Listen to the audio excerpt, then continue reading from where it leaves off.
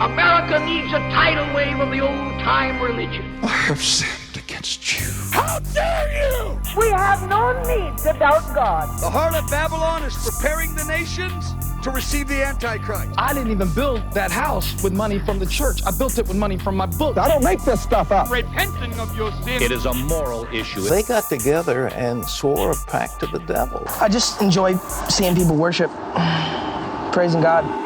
Hey everybody, and welcome to Believe It or Twas It. Twirned. I think that's what the kids say today, right? Twirned. Right. They say twirned up. Oh man, that shit's twirned. Yeah. How you doing?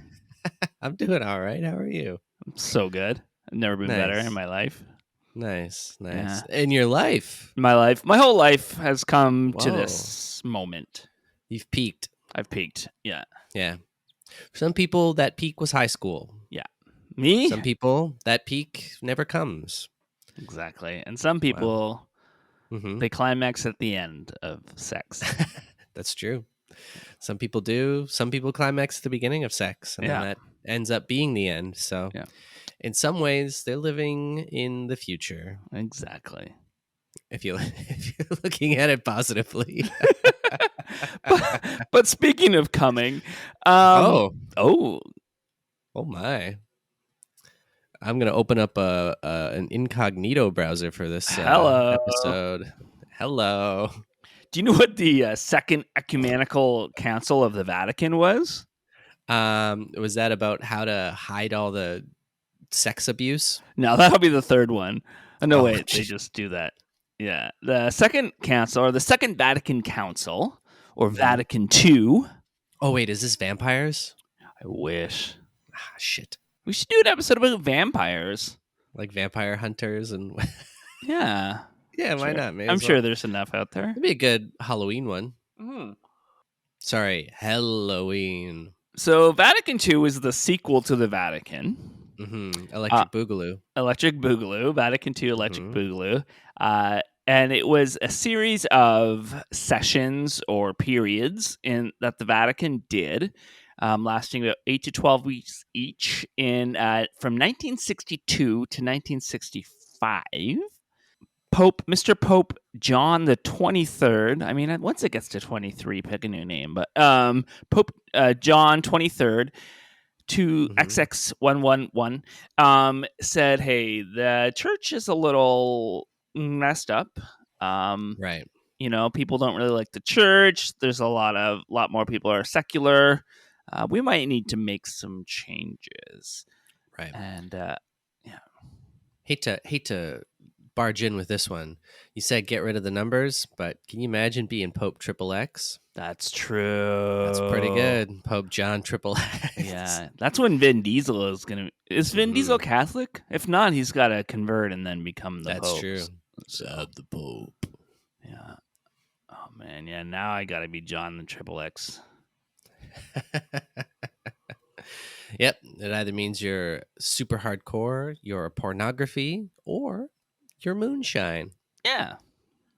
But he said, so 1959, he's like, okay, we got to change this. And this was the second big council like that where they had to they decided they needed to make some huge changes in the church. So it was stuff on theology, doctrines, how to relate to the world around them. But so a lot of people didn't like all the changes, or some people didn't like all the changes, and they would call themselves Sedevacantism.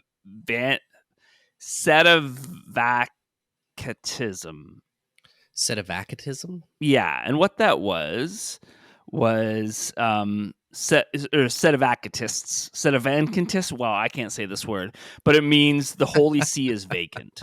So basically, the Pope, the Vatican, it's all vacant. It's not. Are they saying that they're not recognizing the current Pope because of this stuff? Yeah. So this group now says that it's like since 1958. Or since 1962, either when he called it or when the actual council started, basically there hasn't really been a pope. Okay. Yeah. Even though there's been, what, 4 popes now? Yeah. Well, if it was John, right? Yeah. So it was John and then John Paul. John Paul. and then John Paul Ratzenberger. II, and then Ratzenberg, and then Oh, there was John Paul and John Paul II? yeah, they were right after each other because John Paul I died really quickly. Like And he then was like what's his Pope face? and then dead. Pope was- Frank. Yeah, re-entered the game, and Papa Frank. a man who didn't like this new council was a World War II veteran and a Jeopardy grand champion from 1968. Wow. When did Jeopardy start? In the 60s. It was in response to the big like quiz show scandals. Okay. Yeah, so quiz shows were kind of like out after the scandals, and so Jeopardy came in, and their whole shtick was they give the answers because like that was the whole thing with the scandal was that everybody had the answers. So the joke was we give everybody the answers, you just have to come up with a question. So right, so that's how 1964. Okay, so he was like early Jeopardy. So yeah, he won. I think at the time they had a limit of 5 games he could win. He won those, and then he came back the next year for the grand championship, like the Tournament of Champions. Yeah. Yes, and then he won that. So I think all in all, he won around $5,000-$6,000 in Jeopardy. This was a guy named Hutton Gibson, and he had 11 children. Whoa! Oh yeah. My God. Man, this guy just does a lot of everything. A lot of Jeopardy, a lot of kids, a lot of weird names. Very Catholic man and Holocaust denier. Oh. Yeah. So how do you fight in World War II and deny the Holocaust? Oh, they figured it out. Yeah, he once said something like, if Hitler wanted to kill 6 million Jews, he would have killed 6 million Jews. Here's the quote. Wow. Hitler knew how to do things, or the Nazis knew how to do things, and if they had set out to kill 6 million Jews, they would have done it. But all we hear about is Holocaust survivors. Oh my God. So he's like, the reason... What do you mean all we hear about is Holocaust survivors? So it's, if he wanted to kill them, he would have killed them. There wouldn't have been any survivors. But if there was no survivors, then he would have said there would have been some survivors. There would have been some people to... Well, my thing is just like, well, of course we're hearing from the survivors. They're the ones who survived. Yeah, exactly. You want us to hear from all the dead people? Yeah. What about all the bodies? Yeah, like exactly. He said that the Second Vatican Council was a Masonic plot backed by the Jews. Okay. Yeah. And that's why he didn't. I mean, like I'm not surprised that it's just anti-Semitism. Yeah. At the same time, I'm still just kind of like, of course it's anti-Semitism. Yeah. He wrote a number of books about it. I think, he was a very successful writer, writing about his how the Vatican II was bad and how the Jews are bad.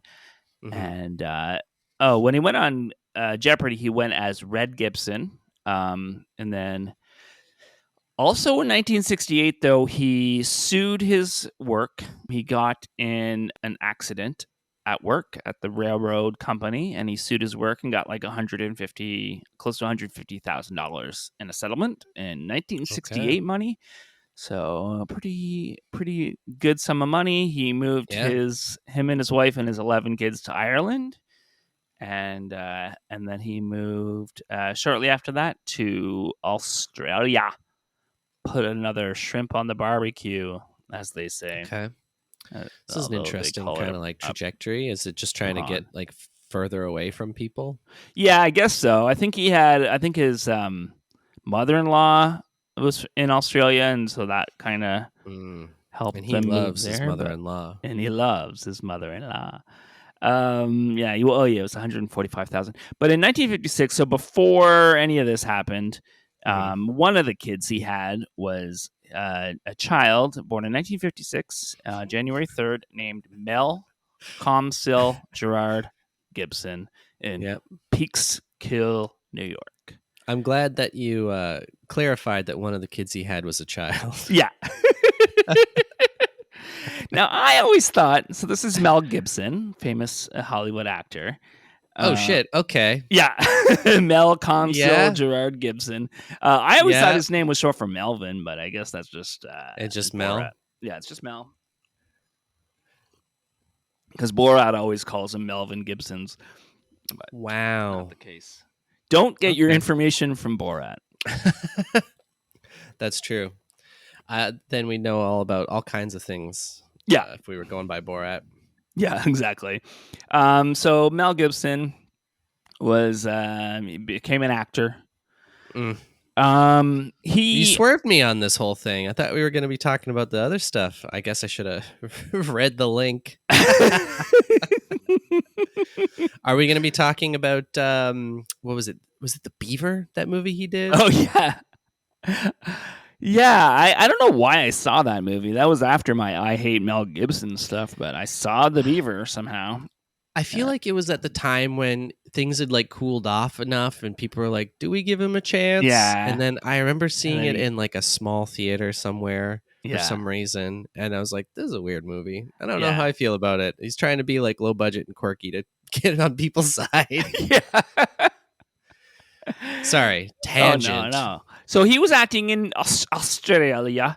Austria. I can't do. I was trying to do an Austrian accent. Austria. Yeah. Austrian. Yeah. That was the joke. It was like I was gonna, and then I realized I don't know how to do an Austrian accent. Think Arnold Schwarzenegger. Right. He's Austrian, right? Yeah. He's always like, Adrian. True. Is that why he did the Mad Max movies? Because of his ties to Australia? Yeah, he was already living in Australia, and then he did the Mad Max movies. That's kind of what shot him to fame. And then after that, of course, Lethal Weapon, the Lethal Weapon films. I was more of a diehard guy, so I didn't like invest as much. But I had some friends who were huge into the Lethal Weapons. Yeah. Braveheart. No, I think was it? The Man Without a Face with it was his directorial debut, which I remember liking as a youngster. And then, I remember as a kid, my dad watching a lot more Mel Gibson movies. Yeah, same. Big ones I do. Braveheart was a big one, and then what was The Patriot? Yeah, The Patriot. I saw Patriot in the theater when I was in college, and also I love What Women Braveheart. Want. What's that? Well, Women Want. Women Yep. With Helen Hunt. But it was in 2004 that he released a film entitled The Passion of the Christ that he directed. He was in it. His hand was the hand that nailed Jesus's hands to the cross. So that was his way of saying that I am just as responsible as everyone else for the death of Christ. But mostly he blamed the Jews. So again, why is anyone responsible for that? He came down to do this to sacrifice himself for man, did he not? Yeah. So why is anybody responsible? Exactly. This was his fucking choice. Yeah. No one asked for that. Yeah. And God could have figured out another way if he was almighty and all. If he was almighty, we wouldn't need any of this. Just cut out the middleman. Yeah. Exactly. So this was his highest grossing film and one of the highest grossing independent films ever released. Yeah. But mainstream torture porn. Yep. And one of the highest, or maybe, I think the highest grossing R-rated film ever at 370 plus $370 plus $1 million in the box office. You know, the thing that kills me about a movie like this is, what do you bet? How many Catholic Christian parents took their children to see this, thinking that they needed to see it, but were also the same ones who would throw up fusses about like movies like Harry Potter or 100%, any other violence or sexuality in anything. Yeah. You know, the same people like in the 80s who were like against the PMRC and like lyrics and music and, you know, people trying to push for like harder ratings on movie theaters and shit like that. And like not having certain things on TV, yet they're going to take their kids to go see a man get tortured for 2 hours. Yeah, exactly.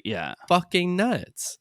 Yeah, and it's all about that because it's all about guilt with Jesus and his torture, right? And that's why they film the whole torture is because the Catholic and the Christian idea is that you want to feel guilty for every single pain, like bit of pain that he went through, because all of it is your fault. And But that's just like sadism. They yeah. want to.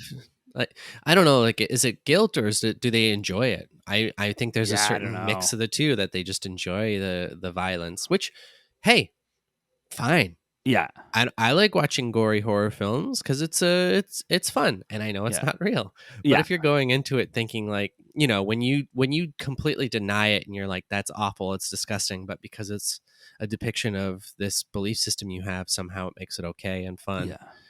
Or fun. Yeah. And the guilt, I guess. I don't know. It's just masturbatory, I guess. Yeah. For them. Exactly. And again, fine. If it's masturbatory and you're honest about it, sure. Yeah. Yeah, there was definitely outrage about the anti-Semitism in the film. Yeah.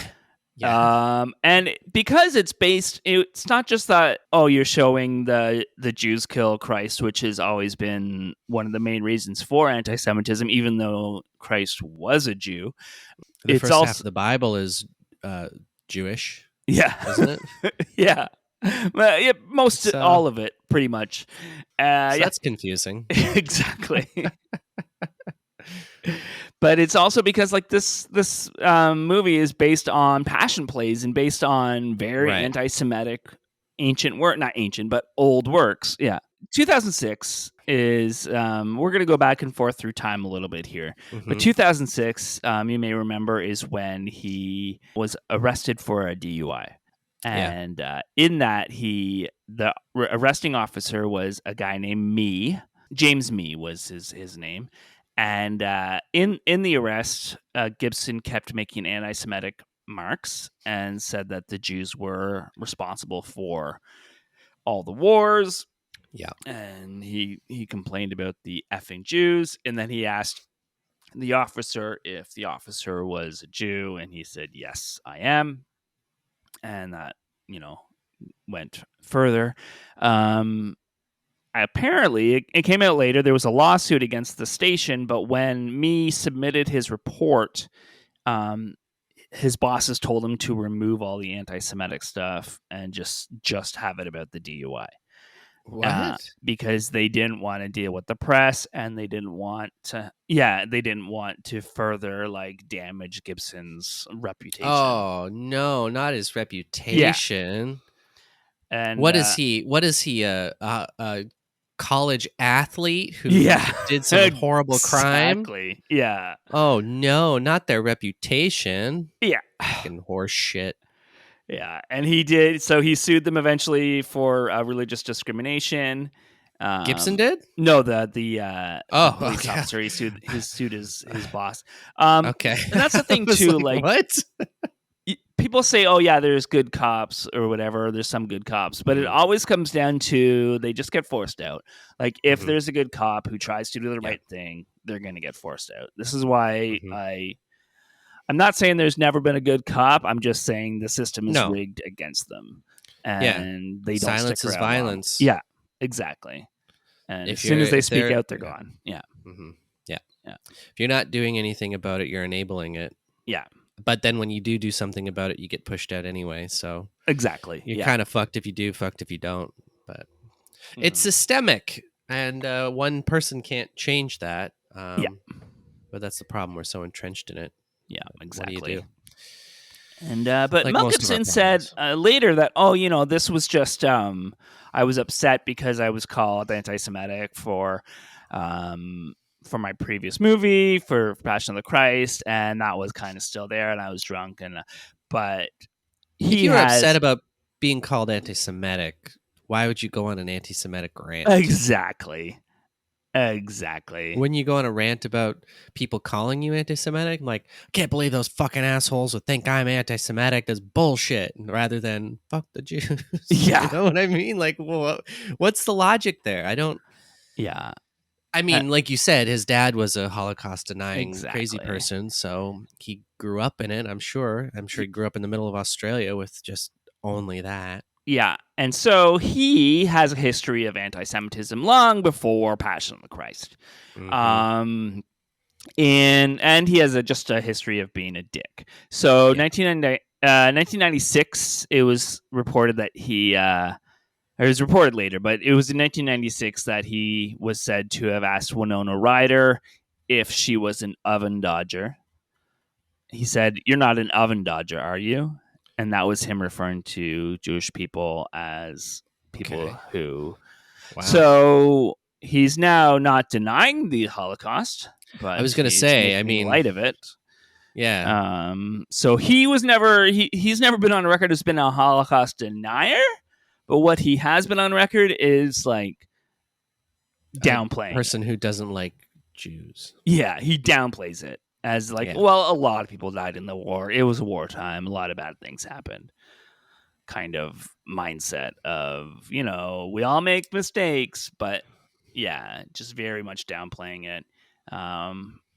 He has, of course, denied Winona Ryder's claims, but yeah, it wouldn't surprise me if he has said this. Also, a gay actor once said that Mel Gibson asked him, "Am I going to get AIDS by being around you?" kind of thing. Oh my God. Yeah. And he's been very homophobic for a very long time. In 1991, he made derogatory comments about gay people and homosexuals in his in an interview with the Spanish newspaper. Oh yeah, Trevor, just say a Spanish word. This will be fine. Yeah, may as well. And then later he said, "Oh, I shouldn't have said it, but I was tickling a bit of vodka during that interview," and the quote came back to bite me in the ass. So maybe you shouldn't be drinking then. Yeah, he blames it all on alcohol, but yeah, that's the thing too. That's not how alcohol works. Exactly. Though. Yeah, like you're gonna say you're not gonna get new ideas because you had alcohol. Like all of a sudden, you're not gonna drink some drink that has anti-Semitism in it. Right. That was already there. You're just drinking something that makes it come out of your mouth. Mm-hmm. But yeah. So he's been always in that same sect of the church, the Catholic Church, as his dad, and even built his own church, a little church for himself to like do church in. Yeah, Holy Family Church is what he calls it, and he worships there with his family. And since 2003 is when he built this little thing, and yeah. So that's so weird to me. Yeah. Why don't you just build like a backyard barbecue pit and jacuzzi? Yeah. And then a fucking chapel. Yeah. He married. Yeah. Oh, sorry. No, I was just saying, I mean, I guess as like a rich person, you don't want to be out in public for your worship, I guess, but yeah. I don't know. Weird. Yeah. You know, I went to a church for a little while in Calgary. Mm-hmm. I would go some Sunday nights, but this church was also the church of a hockey player and his famous wife,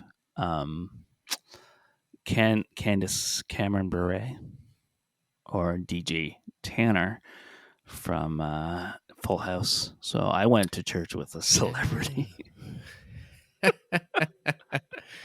Wow. Well, I guess, yeah, because he's very strict, small Catholic too, so that would probably be harder to find that sect of Catholicism like anywhere too. So you got to build your own.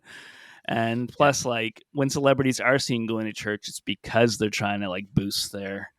It's like Justin Bieber joining the mega church to like help his image the pop and stuff. like. So the most controversial line from Passion of the Christ is, most of all, like the way he portrayed.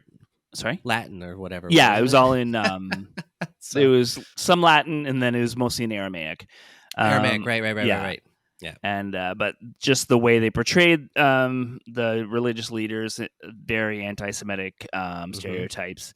And there's also the line where the Jewish high priest says, "His blood is on us and our children, and on our children," which has always been used as like the way to say that from now on the Jewish people are cursed because we killed the Lord.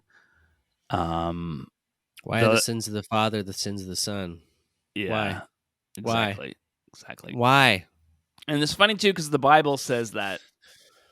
I mean, the Bible does say that kids can be punished for the crimes of their father, but it also says they can't. But why? Yeah, because it's one of those contradictions. But yeah, exactly. Like, how is that the kid's fault?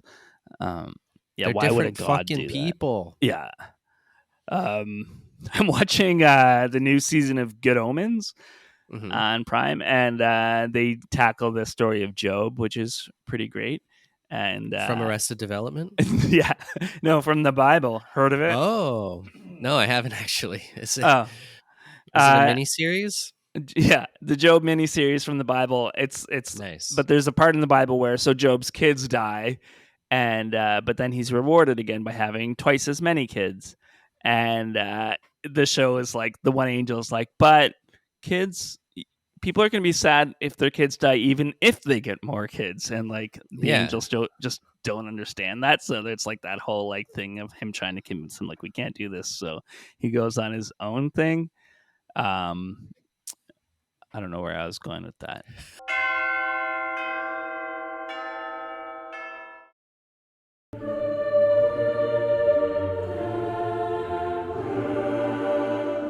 But the Bible doesn't really care about like actual logic when it comes to like human beings and stuff.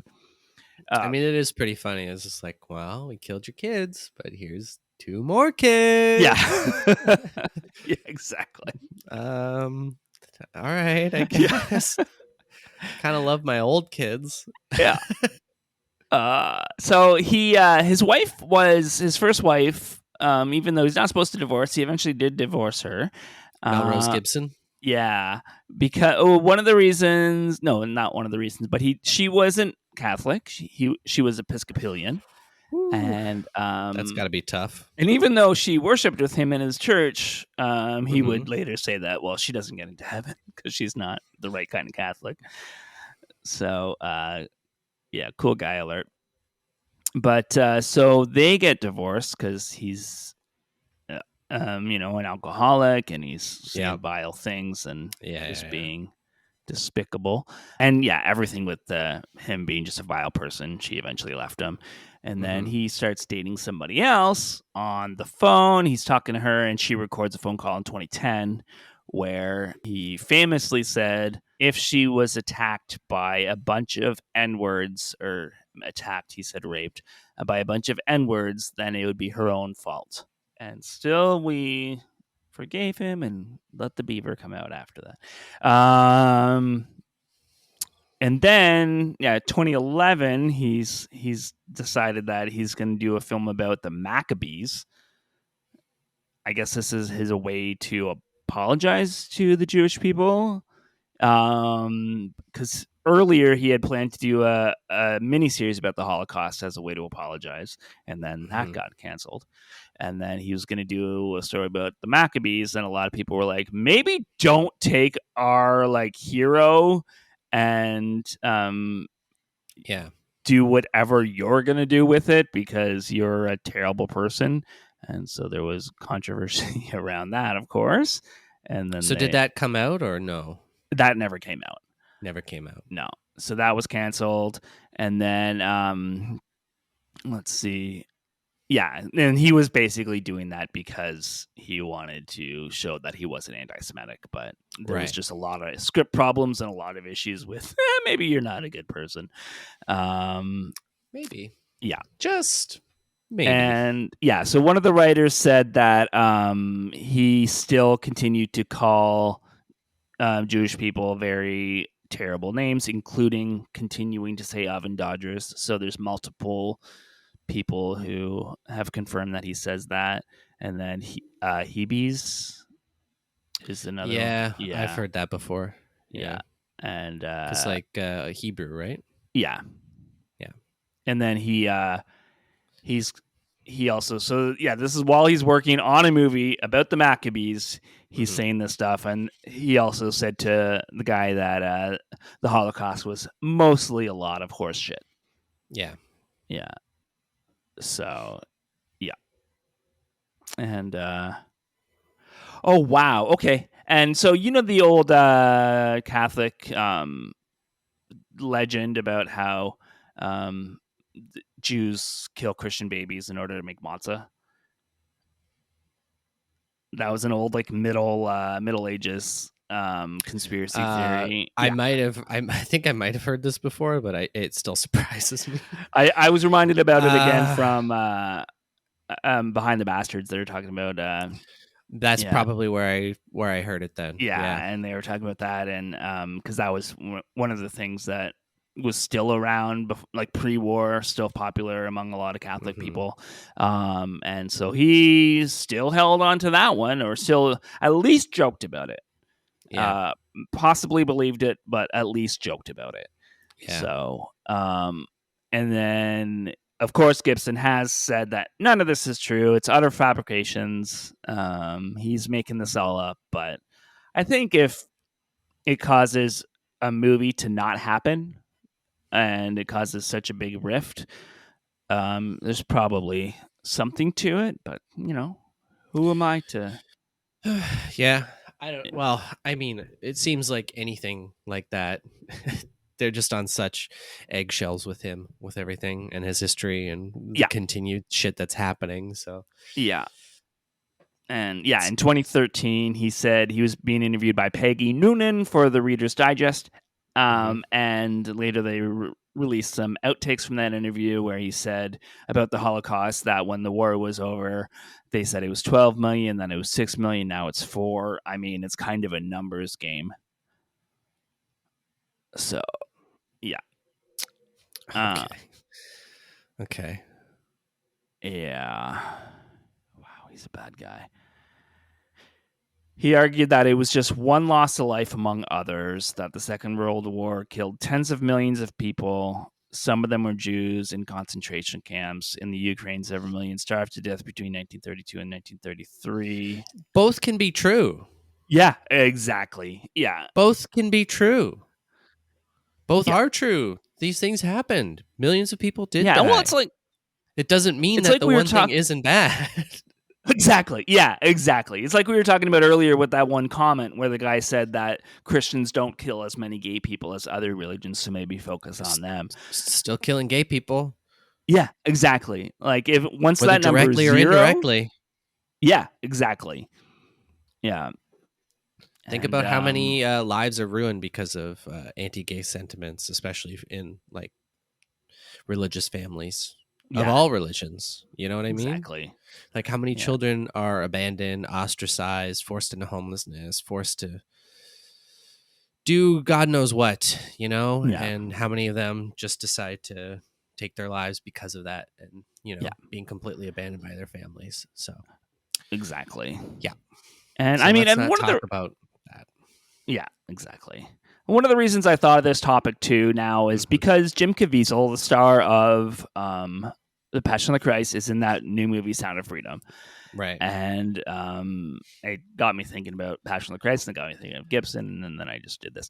But one of the things with that movie too, there's a lot wrong with that movie, but one of the things that they always forget when it comes to human trafficking is that a lot of times the people who are human trafficked, it's not like some random kid taken off the street like while you're grocery shopping. It's a queer kid who was kicked out of his religious family and then ends up on the street and ends up in human trafficking because they need to trust somebody gains their trust and then they are human trafficked. It's not and it's like you're part of a group that's the cause of this, but you're acting like you're the hero by saying it's because so much of what their narrative for it is that innocent innocent people are just being picked up on the streets randomly, where it's just like a lot of times there's a cause and effect to these vulnerable people and why they're being picked up. And maybe you need to look at some of those symptoms that cuts off that thing. But again, it's the same with like any crime. Like so much of stuff, like you're more likely to be kidnapped or murdered by someone you know. It's more often than not a close relative or friend of the family who's doing this stuff to you. Yeah, exactly. And with this trafficking, it's starting at home a lot of times. Not all the time. Yeah. But a lot of times. Yeah. Right? Exactly. It's 2016, he's been interviewed for Hacksaw Ridge, one of his war movies that I haven't seen. I haven't either. And honestly, when you were going in and you said Gibson at the beginning, it didn't even click to me to think of Mel Gibson. I don't remember the last time I even really thought about him.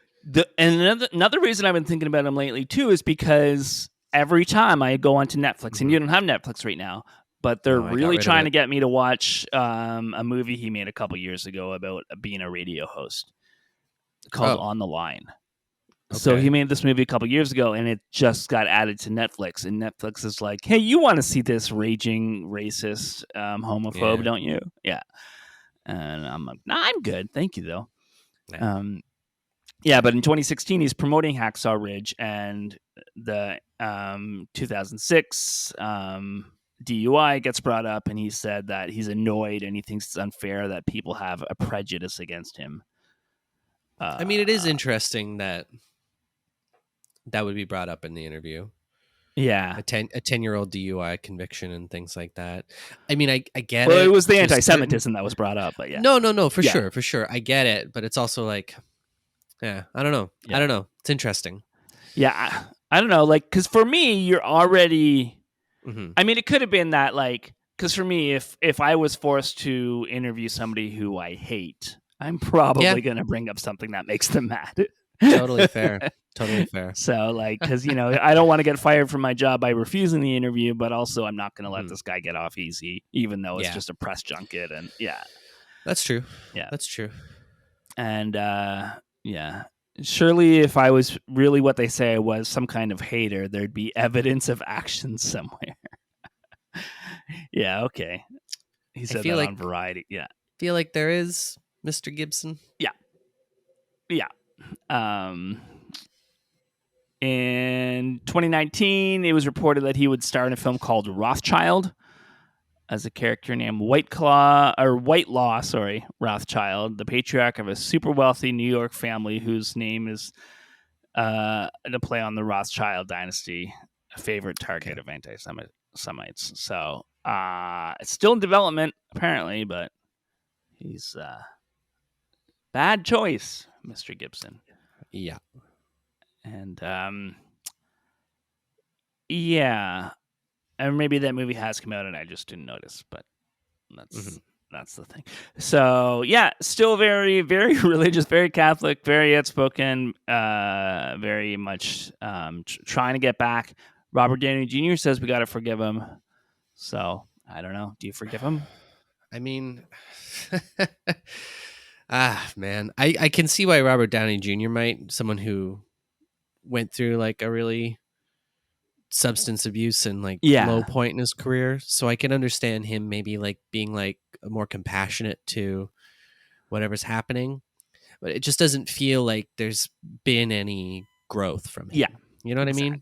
Yeah. Downey Jr. I feel like has grown as a person and like tried to do better and be a better person, where Gibson just kind of feels like he's doing the same thing. Bad shit happens and then he just ignores it and then moves on and does more bad shit. So because his response always seemed to be, I didn't say that, or I was drunk. Right. And it's never owning what he said. It's never trying to make up for what he said. There's no corrective behavior. There's no remorse for doing anything, right? So that's the big thing, right? Like if you're able to like demonstrate that you're actually trying to change, because people could change. Yeah. People can change. Yeah. Even if you used to be a piece of shit. But I said I used to be a piece of shit. But like, come on, man. If you're just like, if every like 4 years there's another interview of you saying something racist or anti-Semitic, Yeah. maybe you're still racist and anti-Semitic and Yeah. you're not doing anything about it, or you don't care about it. So, And it's probably a lot of it is because it's so tied to his religion, and it's so tied to his religious upbringing that like he can't apologize to it because then he'll go to hell. You know? totally. So, I mean, that's one of the things that like the more I learn about it, and you know, people in general, not as an excuse but contextualizing so much of this stuff is like, again, he was raised in a very, very strict religious kind of like, and his dad was an anti-Semite and probably super racist and super awful. Like when you're raised in something like that, it's really deeply ingrained in you. And then, you know, if you get as far as you do and you still have that as a part of you, it makes it even harder to get away from you. And then as soon as fame happens, and I'm sure like for years he was just surrounded by yes men, you know, just people. It's the same kind of thing with someone like Kanye, right? I bet there was just like so much time where everything he did, everyone around him was just like, that's a good idea, that's great, keep doing that. Until it wasn't a good idea anymore, and then now he's just so far into it that there's just nothing he can really do. You know what I mean? Yeah. And again, I'm not saying it to forgive them or to say that they're the victim in any of this, but more to just kind of like contextualizing maybe why they're as terrible as they are. Yeah, exactly. Yeah. Because again, I mean, as shitty a person as they are, they're still, I mean, he's not murdering people, I guess. So like, it's bad, but I'm not like fuck this guy, lock him up, you know? To me, I think like if he were to put out a 10-minute ukulele apology, I think that would do it for me. Like that would really fix it. Actually, that would do really well with me, actually. Yeah, I think he'd be fine then. Yeah, well, I mean, if he did a 10-minute ukulele apology where he never really apologizes, gaslights the victims, and then plays the victim himself, then maybe it would be a really good. Yeah, exactly. Yeah, and then puts it on Apple Music to monetize it and make sure the video is over 10 minutes so that it's better monetized on YouTube as well. Yeah, exactly. Yeah, I think that would be really good. Yeah. As somebody, though, I will say this, as somebody who has accidentally copyright claimed somebody, I think it could have been an accident that she copyrighted people for the video because it's an automated system that like... I mean, that part of it is, honestly, that's the least of my concern about that. But still, exactly. I don't give a shit about that. Like, that's something like, who cares? Yeah. That's not the issue in this whole situation. Yeah. But I shut that off, folks. That's I won't copyright you ever. Yeah, it's like because she could shut it off. Yeah, the house is on fire. The house is on fire. It's like, oh shit, I forgot to flush the toilet on the way out. Yeah. Well, now you are gonna have flaming turds. Yeah, that's true. That's true, and they're gonna burn. Yeah. But yeah, he's a piece of shit, is my opinion on Mel Gibson. I agree. I agree. I feel like I have to defend what I was saying before. Yeah. Again, when I'm saying like contextualizing and all this stuff and understanding that, I guess I'm saying that I think that there's always a possibility and a chance for these people to change and to realize the mistakes that they've made and the context from which they came. And I think that's why I try and put that out more, because I think the more that people can understand that and learn that about themselves and other people, I think that brings a path towards them changing and correcting that behavior rather than just constantly being like, they're a bad person and that's it. Yeah. They'd be like, you're a bad person, but these are behaviors that you can do something about and become a better person. Yeah. And I mean, if you look at, do Dan Harmon versus Justin Rowland, the way they both responded to when they were accused, like the way Dan Harmon handled it was, it really showed like, hey, I'm gonna work on myself, and like, here's what I'm gonna do, here's the plan for like bettering myself, and I fully admit to what I did. And then Justin Rowland's like, no, fuck you, I didn't do any of this. And and it's so there's that. 100%. And I think that's the big thing, right? It's understanding the causes and context of things, but then it's also admitting your mistakes and then being able to change and learn and grow from those things as well. Yeah. The people who aren't doing that are just continually proving that they're not good people. Yeah, And this exactly. Is a situation like this. And again, like I was saying, I'm not trying to do it to absolve these people of anything. I'm just trying to figure out maybe why they're doing this. Yeah. And I think it's important to kind of know that to a certain degree. Yeah. And there's still accountability no matter what. Like, yeah. Oh, yeah. Yeah, exactly. And like, because for me, I mean, example is I was raised in a family and a household that said that homosexuality was a sin and it was always wrong. Yeah. I had to crawl my way out of that. I had to figure out on my own, do I want to be a good person? Like, what is a good person? What does that mean? Is it, I'm going to not like this group of people because that's the way I was raised? Or do I start to analyze what's happening on my own and come to my own conclusion, whether or not that hurts people in my life as, you're going against the way you were raised, you know? And it's like, at some point you have to take responsibility for your own actions and your own opinions and your own words. Exactly. And I think that's a big part of like what we talk about here, right? It's about like kind of addressing your past and kind of figuring out ways to move forward in a positive light. Yeah, exactly. Yeah. And speaking of moving forward in a positive light, do you think we should thank our patrons? Positively, we should. Oh my God! Wow! Thank you so much. Oh, thank you! Oh, thank you! Thank you so much. Hey everybody, welcome to our Bible study. A study of the Bible. Thank you for coming again on this week. The fact that you come every week means the world to us, and it means the afterworld to the Lord. Yeah, and it really sends the devil right back to hell where he belongs. Just being the cool guy in hell, coolest guy in hell. Coolest guy there. Yeah. Now, is he there because he can't afford rent in heaven, or? No, he asked one question. Oh. He's like, why do you get the corner office? And God's like, get out of here. I'm the boss. So, but shouldn't there be 4 corner offices? No, it's the whole floor. Oh, okay. Sorry, I was always confused by that. But speaking of confusion, I think it's time that we thank some special prayers here for our friends. So I have a special one coming out to Comfort and Adam. And let's not forget Callie Joy. Amen. And I have a very special prayer request for Clayton. Clayton's been very supportive of his local union, and he's been bringing them donuts every day and coffee every day, and just being like a very supportive person, and hoping that the workers get what they need. But has he thought about our corporate overlords? That's true. That is true. Yeah. What do they need? What is it? What do our billionaires need? Exactly. Yeah. So we just lift up Clayton. Lift him up high. And I have a special prayer request today for our friend Alex P. Also loves unions. Loves unions so much. They've been going to every wedding that they can because it's a holy union. Yeah. And they've been there and they've been shaking everybody's hand. But Alex, I just got to say, you got to stop going to weddings you're not invited to.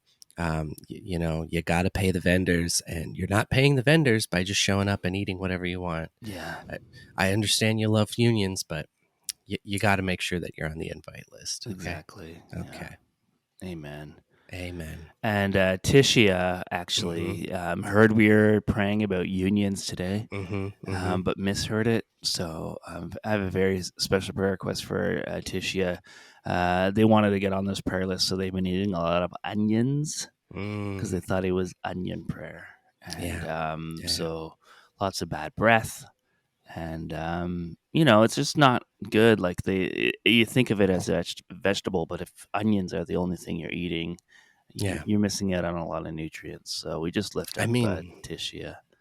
If you're only eating one vegetable or one fruit, I think it doesn't matter what it is, you'd be missing out on a lot. except for apples Yeah, or Funyuns. or Funyuns. Yeah, They're nutritionally dense. exactly. Amen. Amen. Amen. So we just lift them all up in a hot air Lift them up. balloon, up Right in up. the air. So they can go around the world in 80 days and see all the wonders that the Lord has for them. Amen. And we just Amen. now we move on to our special rock lyric of the week. Can't you see you're not making Christianity better? You're just making rock and roll worse. Who's it gonna be? Who's it gonna Who's be? it gonna be? I got called off work. Oh, really? Yeah. Look at you. Free Maybe day. Get some groceries. Nice. Sorry. Hey, everybody. Damien doesn't have to work today. Beep, beep, beep. This song is called Good Feeling by a band called Halo. Is this just like a ripoff of Good Vibrations? I think so. This was 80s, the 1980s, I believe. I found it on a Christian classic rock station.